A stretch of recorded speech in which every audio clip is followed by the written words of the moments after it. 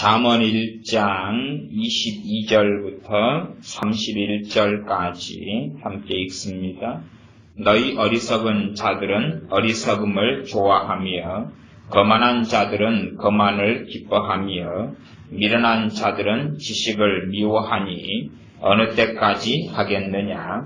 나의 책망을 듣고 돌이키라. 보라, 내가 나의 신을 너희에게 부어주며 나의 말을 너희에게 보이리라. 내가 부를지라도 너희가 듣기 싫어하였고 내가 손을 펼지라도 돌아보는 자가 없었고 도리어 나의 모든 교훈을 멸시하며 나의 책망을 받지 아니하였은즉 너희가 재앙을 만날 때에 내가 웃을 것이며 너희에게 두려움이 임할 때에 내가 비웃으리라. 너희의 두려움이 광풍같이 임하겠고 너희의 재앙이 폭풍같이 이르겠고 너희에게 근심과 슬픔이 임하리니 그때에 너희가 나를 부르리라. 그래도 내가 대답지 아니하겠고 부지런히 나를 찾으리라. 그래도 나를 만나지 못하리니 대저 너희가 지식을 미워하며 여호와 경외하기를 즐거워하지 아니하며 나의 교훈을 받지 아니하고 나의 모든 책망을 업신여겼음이라. 그러므로 자기 행위의 열매를 먹으며 자기 꾀에 배부르리라. 아멘. 잠언 1장 읽었던 본문은 상당히 무서운 말씀이 나와 있습니다. 상당히 무섭다 그 말은 어느 때가 되어서 사람들이 기도한다고 그럽니다.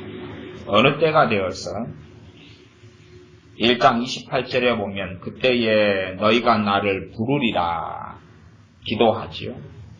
그래도 내가 대답지 아니하겠다.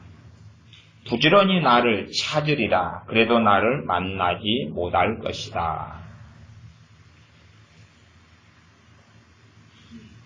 사람들이 주님을 구하고 찾아도 어느 때가 지나면, 어느 마지노선이 지나면 주님께서는 그들에게 응답하지 않고 그들을 만나주시지 않을 것이다.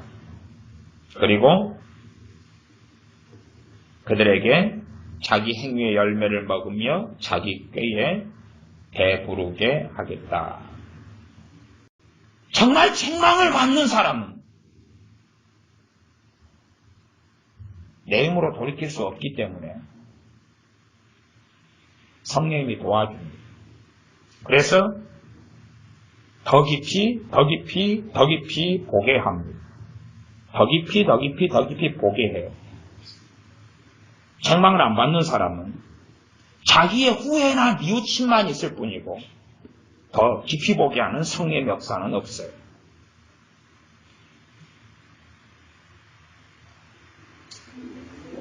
잠언 강의할 때 말씀을 드렸지만 오늘 본문에 잠언 1장 22절부터였는데 문맥으로 따지면 20절부터예요. 20절에 뭐가 나왔냐 그러면 지혜가 길거리에서 부르며 광장에서 소리를 높이며 호나는 길머리에 소리를 지르며 성문 어귀와 성중의 소리를 발하여 가로되. 지혜 되시는 분께서 지금 하시는 말씀이 이제 22절이에요. 너희 어리석은 자들은 어리석음을 좋아하며. 그러면 지혜 되시는 분이 누구냐 도대체?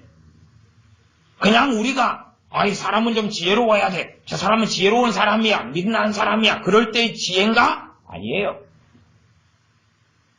왜냐하면 23절에 보면 이 지혜 되시는 분이 누군지를 정확하게 알 수가 있어요.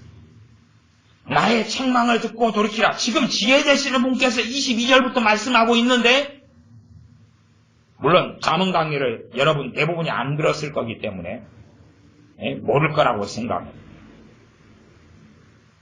지혜 되시는 분께서 23절에 나의 책망을 듣고 돌이키라. 보라, 내가 나의 신을 너희에게 부어주며. 나의 신은 성령님이죠. 그러니 지식이나 지혜 말하는 그 지혜하고는 다른 주님이라는 걸 이야기하는 거예요. 주님께서 부활 승천하신 다음에 성령님으로 세례 주시리라. 내가 가면 성령님을 너에게 보내리라. 지혜 되시는 주님께서는 항상 역사에 오셨죠. 그래서 우리가 읽은 본문은 신약시대에 벌어진 일이 아니라 구약에 계속하여 지혜 되시는 주님께서 해오셨던 내용이 나와 있어요. 뒤에 이루어질 예언이 아니라 이스라엘과 백성들과 사람들과 지혜 되시는 주님과의 계속되는 일입니다. 그래서 나의 책망을 듣고 돌이키라.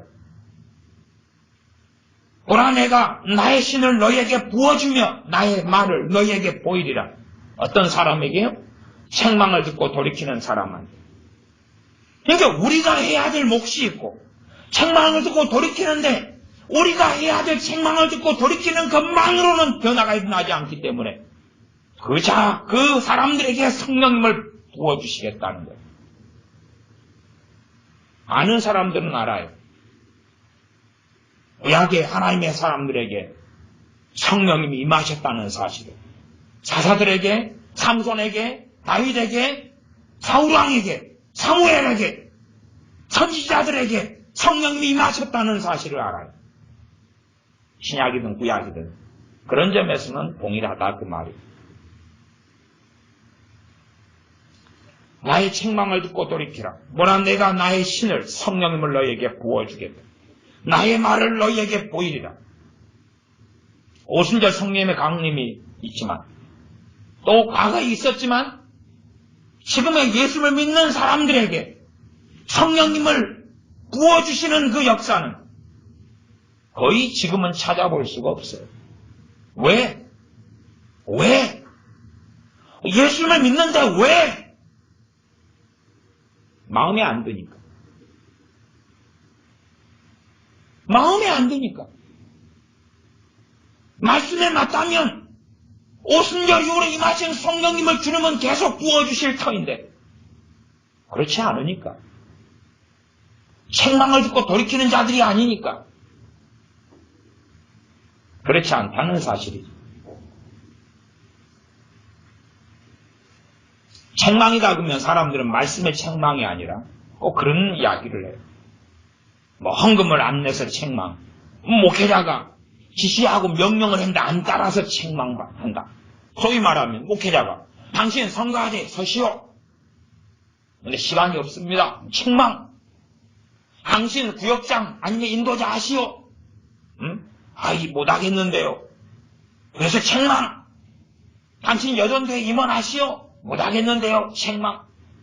당신 이런저런 봉사하시오. 못하겠는데요. 책망. 그런 책망은 사실은 대다수가 성경적이지 않아요.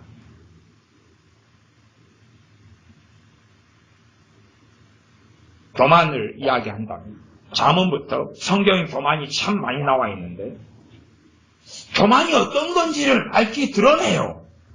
그게 책망이지. 왜? 내 안에 있는 교만의 모습을 보니까.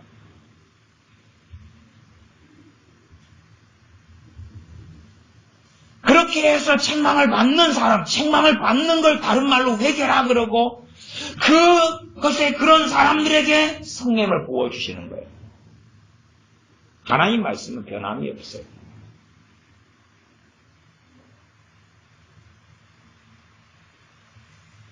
주님의 겸손과 온유라면 너희는 내게 와서 나의 멍에를 메고 내게 배우라. 그리고 말씀을 통해서 우리가 어떻게 주님의 멍에를 메고 주님께 배우지 않았는지, 주님께 배우면 너희 마음이 쉼을 얻으리니 내 마음에 쉼이 없을 때 주님께 배우지 않았다. 그것이 밝히 드러날 때에 책망. 그래서 책망은 하나님의 말씀을 가지고 하는 거예요. 하나님 말씀을 가지고 진리를 가지고 하는 거예요. 우리의 삶의 어떤 가십거리를 다루는 게 아니에요.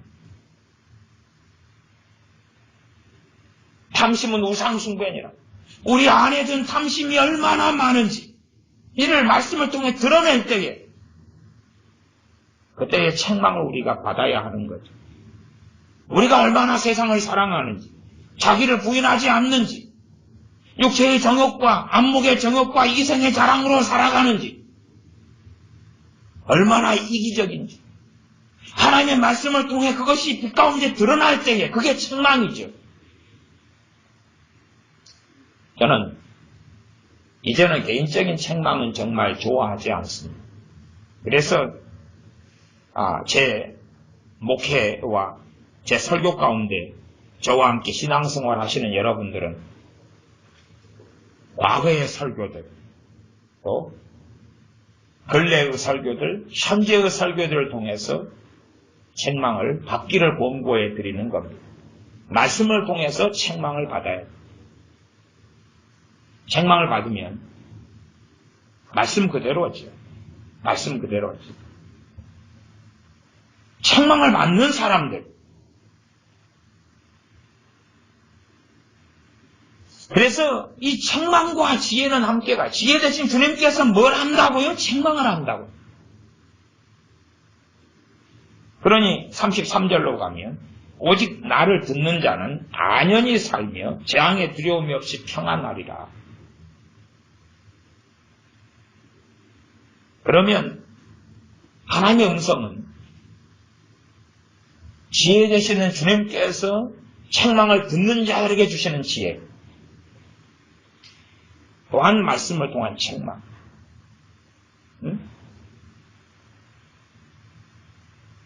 성령님께서 오시면 내가 너희에게 말한 걸 생각나게 하시고 모든 진리 가운데 너희 인도하시리라. 진리를 인도하시는 거예요.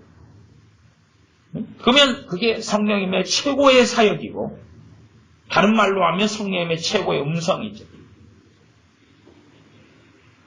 아주 특별할 때에 빌립 집사님에게 저 병거로 가까이 나아가라.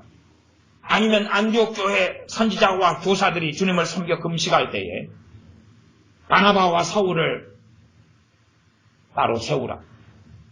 그건 아주 특별할 때에 벌어졌던 특별한 음성이고, 사실은 그런 일은 사도행전에도 얼마가 없다 그 말이에요. 사람들은 교만해지고 어리석어져서 그런 음성을 일상사로 듣고 살려고 하는데, 성경이 말씀하는 음성은 도대체 뭐냐는 거지. 성령님이 오시면 죄에 대하여, 의에 대하여, 심판에 대하여 알리시리라. 죄에 대하여 깨닫는 것, 그게 음성이고, 의에 대하여, 나아가 우리의 참된 의대신 주 예수님에 대하여 점점점 더 깊이 알아가는 것, 또한 하나님의 의의 기준을 알고 회개하는 것, 심판을 알리시는 성령님의 사역. 심판을 알리시기 때문에 하나님 앞에 두려워하며 거룩함의 여정을 걸어가게 되죠. 주님께서 하신 말을 가르치시고 모든 진리 가운데 인도하시는 것. 그게 주님께서 말씀하신 요한복음에서 소개하신 성령님, 보내실 성령님, 이미 보내실 성령님에 대한 말씀이고, 그렇기 때문에 일반적인 음성을 하나님의 음성 그러지만, 더 구체적으로는 성령님의 음성 그러는 거예요. 성령님의 음성. 그러나 요즘의 음성을 듣는 사람들은 유감스럽게 너무 기괴하다 그 말. 기괴하다. 너무 기괴하다. 천만의 기독교인 가운데 그런 사람이 100만, 200만이 훌쩍 넘는다. 정말 참담하고 끔찍한 시대에 살아가는 것 같아요. 정말 그들이 듣는 음성이 정말 성령님의 음성이면 너무나 좋겠다 그 말이지. 너무나 좋겠다. 100만, 200만. 내적주의 집회 가면, 전에 제가 정태기 교수님, 치유상담연구원 정태기 당시에 목사님, 원장님 내적주의 집회에 갔었는데, 그때 100몇십 명 참여했는데 다 안치게 하더니, 자, 지금 이제 성령님께서 당신들에게 하시는 음성을 들으십시오. 상처가 많아가지고, 상처가 많다는 이야기는 죄가 많다는 이야기죠. 상처의 근본은 용서하지 않음이고 누구에 대한 원망, 미움, 증오, 낙심, 좌절, 하나님께서 기뻐하시는 성령의 열매들하고는 반대편에 서 있는 게 상처 많은 사람에게는 가득하다 그 말이죠. 그런데 그들에게 지금 앉아서 성령의 음성을 들으라는 거예요. 주님의 음성을 들으라는 거예요. 당시에 참여했던 100몇십 명 가운데 주님의 음성을 못 들은 사람은 거의 없었어요. 거의 없었어요. 거의 없었어요. 그런데 그때의 주님의 음성은 내용이 대동소이했어요. 내용이 거의 다 같았다 그 말이에요. 같았어요. 같았어요. 남자면 아들아 내가 너를 사랑하노라. 딸이면 딸아 내가 너를 사랑하노라. 내가 너와 함께하노라. 내가 너를 붙들리라. 내가 너를 치유하리라. 뭐 그런 몇 가지에 전부 다. 전부 다.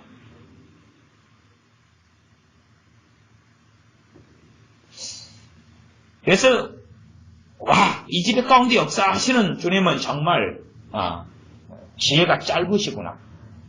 주님의 지혜가 얼마나 짧으니까 뭐 비슷한 이야기 말고는 레파토리가 없는 거죠. 내적 치유 다른 집회에 가도 방식은 비슷해요. 다 주님의 음성을 들으라 그래. 뭐 성령님의 무슨 집회에 가도 주님의 음성을 들으라 그래. 다 들으라 그래. 근데 놀랍게 다 듣더라고요. 대부분 다 듣더라고요. 그런데 내용은 특별한 게 없어요. 수준이 말하자면 그 사람 수준이나 더 낮아요. 뭐야? 내용이 별거 없다는 게 기도하라, 금식하라, 작정해라, 회개해라, 감사해라. 뭐 그런 거 말고는 없어요. 그런 거 말고는 없어요. 좀 어떤 박사가 논문을 발표하더라도 얼마나 내용이 복잡해요. 방대하죠. 그런 건 없어요. 다 한 문장. 좀 스토리를 좀 길게 해가지고 30분 정도 막 말씀하시고 뭐 어떻게 깊이가 있고 뭐 깨닫고 뭐 그런 건 없고. 근데 그런 성령의 음성을 30년 들어왔던 사람이 있다. 그러면 30년 내내 하시는 말씀이 비슷하대요. 비슷하다 그 말. 지혜 되시는 주님께서 음성으로 역사하시면 무엇이 기본이겠는가요? 지혜가 기본이다 그 말이. 지혜가 자신을 지혜라고 말씀하시는 책망을 듣고 돌이키는 자 사람들에게 지혜 되신 주님께서 나의 신을 부어주겠다. 공부해서 얻는 지식과 지혜는 무생물이죠. 무생물. 잠언 1장의 지혜는 무생물이 아니라 만왕의 왕 되시는 예수 그리스도란 말이에요. 그래서 그러면 아버지 하나님은 아니신가? 아버지 하나님과 한 분이시지만 구별되는 거예요. 29절로 가면 1장 29절에 대저 너희가 지식을 미워하며 여호와 경외하기를 즐거워하지 아니하며 그렇게 나오죠. 선지서들에 보면 선지자가 하는 말과 하나님이 하시는 말씀의 차이를 어떻게 발견할 수 있냐 그러면 하나님이 하실 때는 자신에 대하여 나 여호와가 그러든지 아니면 내가 그러든지 그래요. 그러나 선지자가 말할 때는 여호와께서 이렇게 이야기해요. 그러면 주님께서 지혜 되신 주님께서 여호와 경외하기를 그렇게 말씀해요. 객관적으로. 그러지 나를 경외하기를 그렇게 말씀하지 않는다 그 말이에요. 그렇기 때문에 아버지와 한 분이신 주님이시지만 그러나 객관적으로 지혜 되시는 주님이다 하는 것을 예수 그리스도시다는 것을 알 수가 있다 그 말이에요. 내용은 여러분이 차근히 시간을 내서 한번 읽어보세요.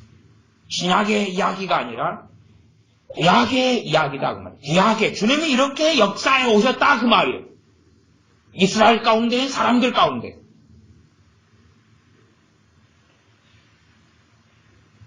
다시 22절로 가면 너희 어리석은 자들은 어리석음을 좋아하며 거만한 자들은 거만을 기뻐하며 미련한 자들은 지식을 미워하니 어느 때까지 하겠느냐. 책망하시는 거죠. 책망하시는 거죠. 이게 지금 기본은 뭐냐 그러면 이스라엘이고 하나님의 백성들이에요. 선민인 이스라엘이 계속 거만 가운데 어리석음 가운데 미련 가운데 계속 있는 거예요. 어느 때까지 그렇게 하겠냐? 그렇게 해도 무관심하죠. 안식일에 해당해서 성경을 읽고 성전에서 제사장들이 말씀을 읽고 레위지파가 말씀을 가르치고 선지자들이 말씀을 전하고 가르쳐도 무관심하다 그 말이에요. 우리 자녀들처럼 나는 정말로 우리 애들하고 20살이 되면 안 보고 싶어요. 안 보고 싶어요. 책망을 듣고 회개가 일어나고 예수 그리스도를 내 주님으로 직접 만난 사람들하고만 보고 싶다 그 말이에요. 내 주님이기 때문에 내가 직접 기도하고 예배하고 찬양하고 말씀을 사랑하고 상고하고 그런 사람들만 계속 보고 싶다 그 말이에요. 왜냐하면 20살까지라도 이제 안 받아들이는 사람은 넘어버리면 더 강팍하고 더 완악하고 더 악하게 변하기 때문에 그래요. 그에 대한 짐을 지기는 싫다 그 말이에요. 많은 사랑이 없으니까. 그에 대한 짐까지는 지기 싫다. 더 못돼 처먹어지고 더 완악해지고 더 세속화되고 더 정욕적으로 변하고 온갖 사고를 덩치가 커서 칠 텐데 나는 그런 꼴은 이제 보지 않겠다는 거예요. 기도하고 예배하고 엄마의 하나님, 엄마의 예수님, 아빠의 예수님, 부모의 예수님이 아니라 친히 날 위해 십자가에서 죽으신 주 예수님을 믿고 만나지 않는 사람들, 그런 자녀들하고는 상종하고 보기 싫다고 말이에요. 왜요? 주님의 사람들이 아니기 때문에 주님께서는 그들을 보호하지 않으실 테니까. 그들에게 성령님을 보내지 않으실 테니까. 예배당에서 교회로 모여서 예배하면서 우리의 주님이지만 주기도문으로서는 그런 명백하게 주님은 나를 위해서 각자 그 사람 자신을 위해서 각 사람의 그 사람 한 명 한 명 나, 너, 당신 한 명 한 명을 위해서 피를 흘리신 주 예수님이라는 사실이고 그러한 주님을 내 주님으로 내가 믿지 않는다면 나는 주님하고는 상관이 없는 사람이기 때문에 그렇지. 책망을 듣고 돌이켜야 될 때가 있고 그러한 마지노선이 있어요. 마지노선이 있어요. 어느 때가 넘으면 게임 아웃이에요.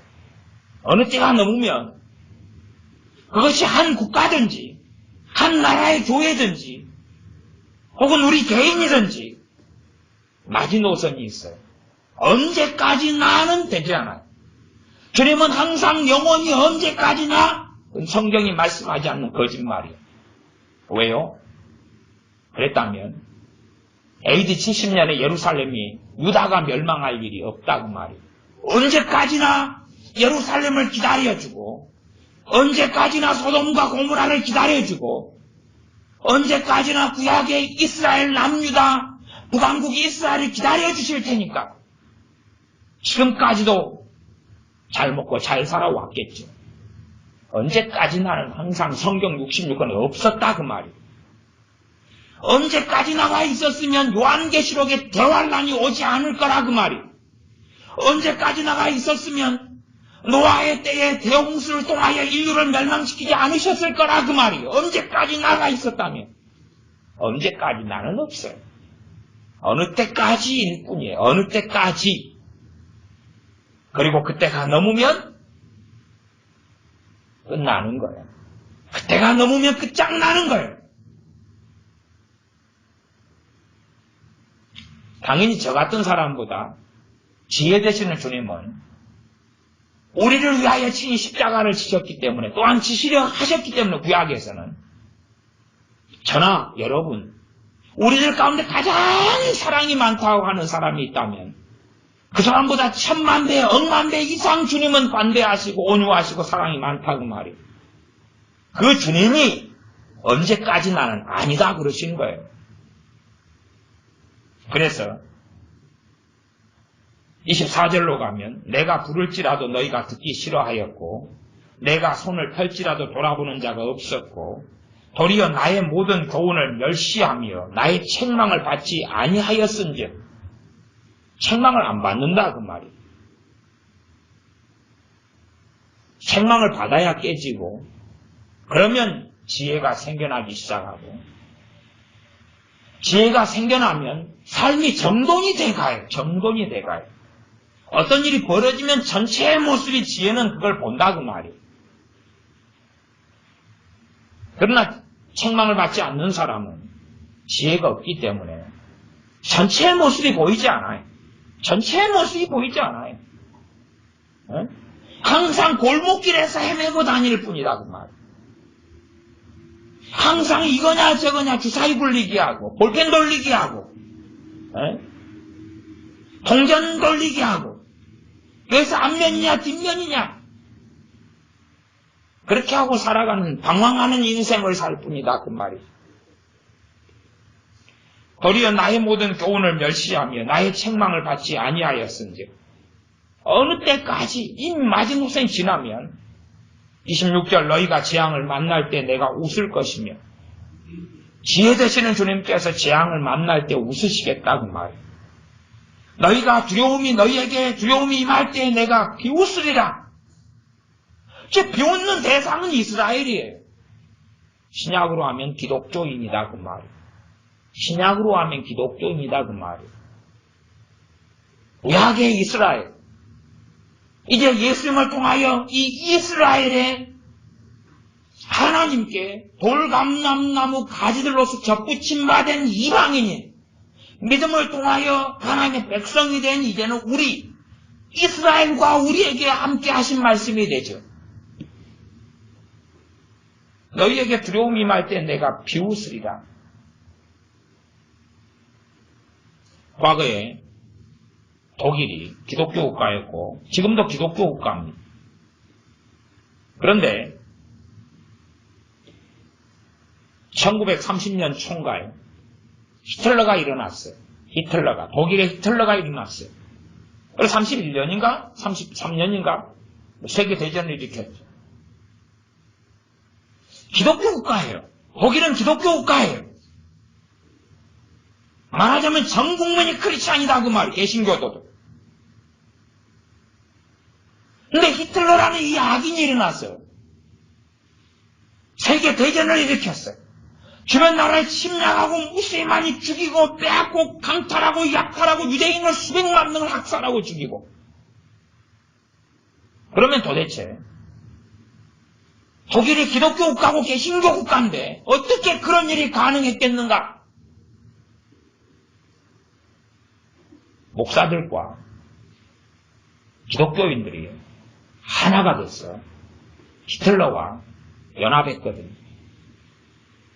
목사들과 기독교인들이 하나가 돼서 히틀러와 함께 했거든요. 왜 그런 황당한 일이 벌어지죠? 왜 그런 기가 막힌 일이 벌어지죠? 도대체 왜 그럴까요? 그리고 결국은 세계대전에서 지지요. 그리고 독일 사람들에게는 비참함이 찾아옵니다. 그들은 누구지요? 소위 기독교인들.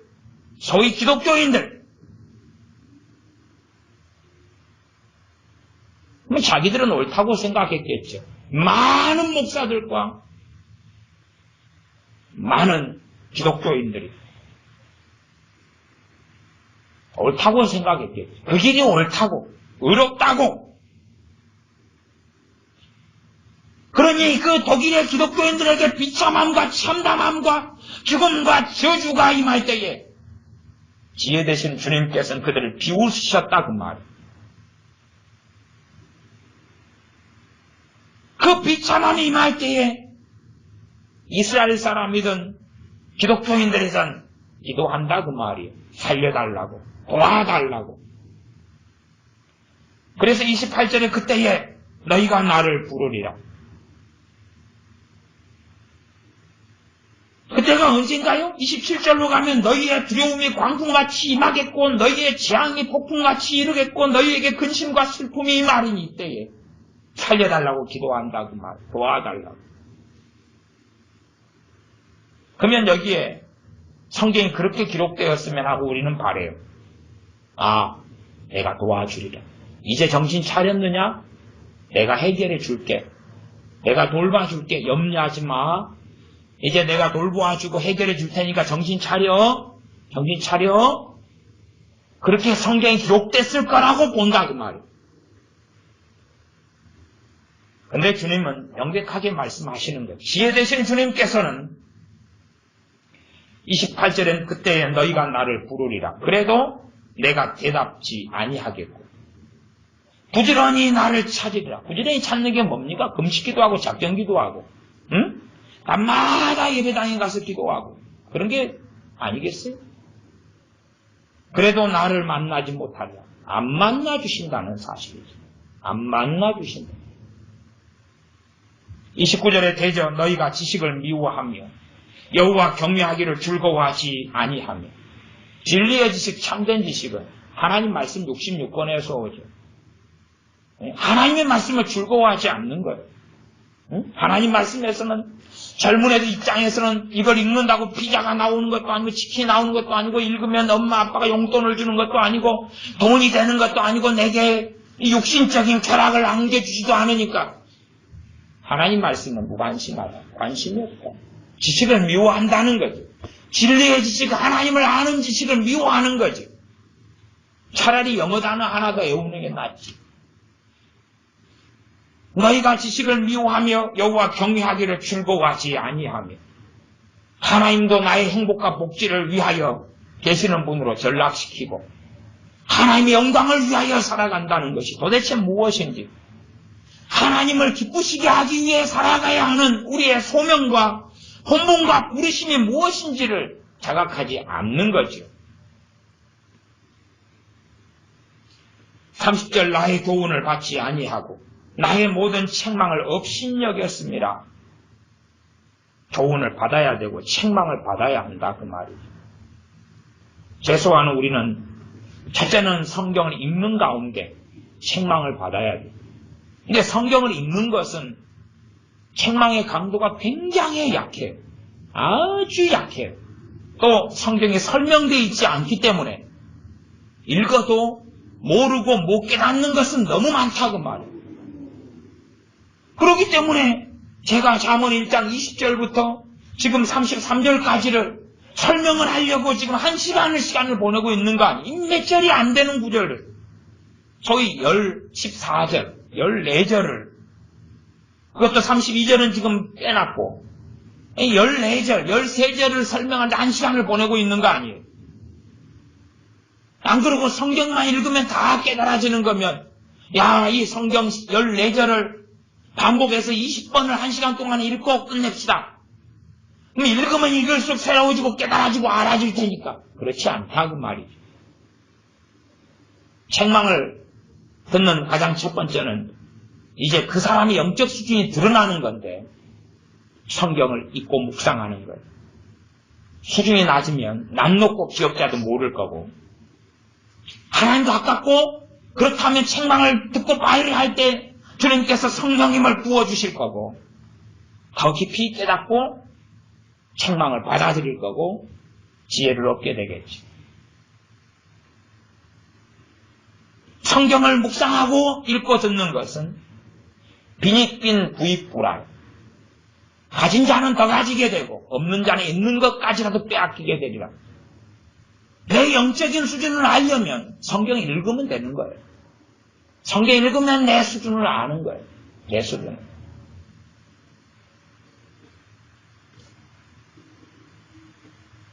성경 읽기가 아주 싫다.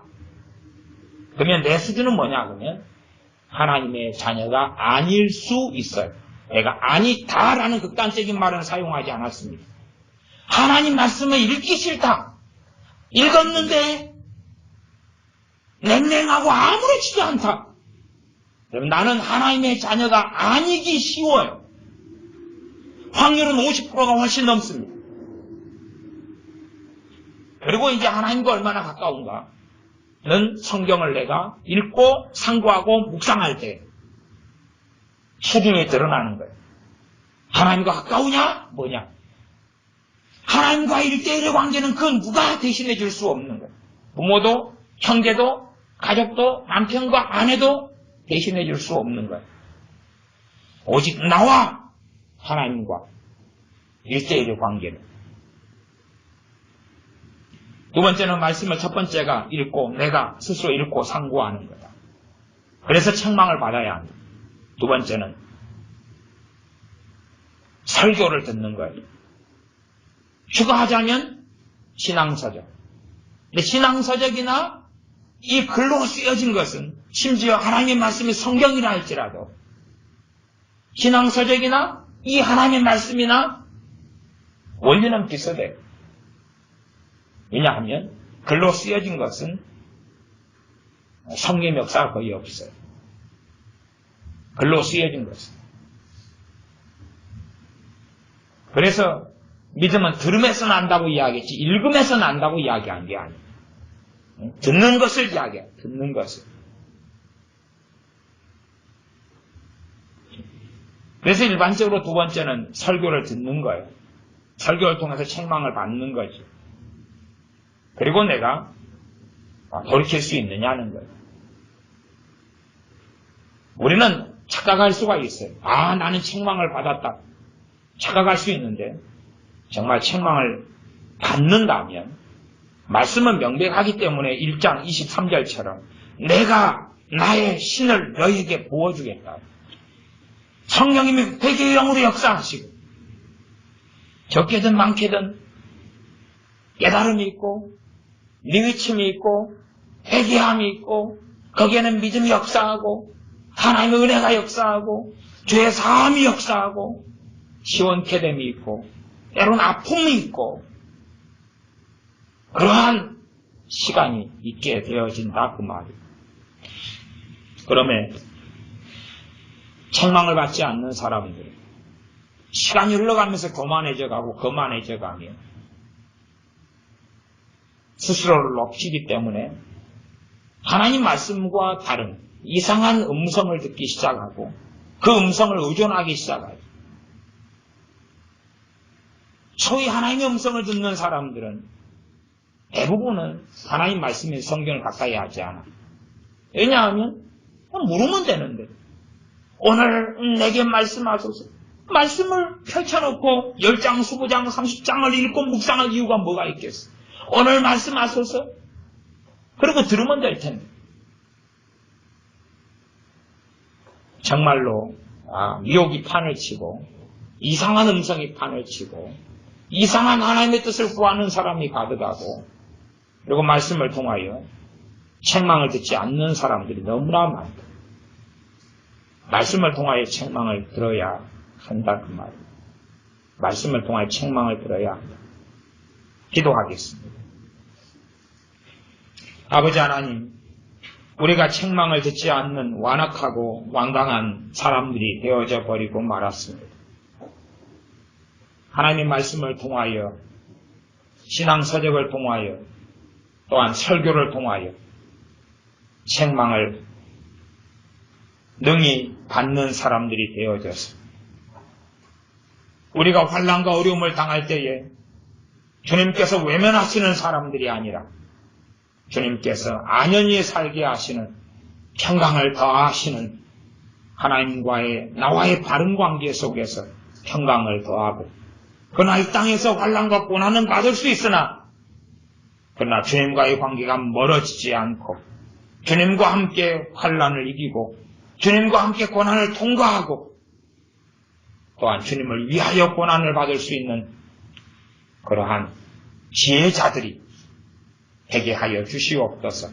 우리 주 예수님의 이름으로 기도하옵나이다. 아멘. 함께 기도하겠습니다.